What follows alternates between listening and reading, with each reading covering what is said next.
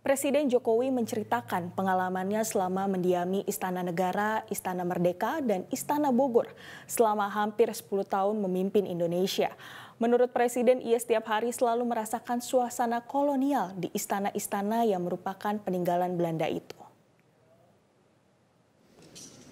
Hal ini diungkap oleh Presiden Jokowi saat memberikan pengarahan kepada para kepala daerah se-Indonesia di IKN Nusantara.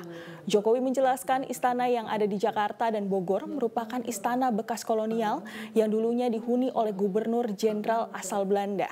Hingga kini Jokowi mengaku merasa dibayang-bayangi bau kolonial setiap harinya. Oleh karenanya, menurut Jokowi, pemerintah ingin menunjukkan bahwa Indonesia memiliki kemampuan untuk membangun ibu kota sesuai dengan keinginan dan desain lokal. Namun di saat yang bersamaan, Jokowi mengakui pembangunan IKN ini masih memerlukan waktu yang panjang. Assalamualaikum warahmatullahi wabarakatuh. Bekas Gubernur Jenderal Belanda. Dan sudah kita tempati 79 tahun. Di bau-baunya kolonial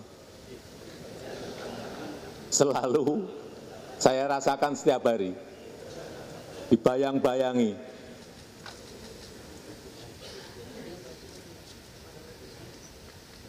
Dan sekali lagi,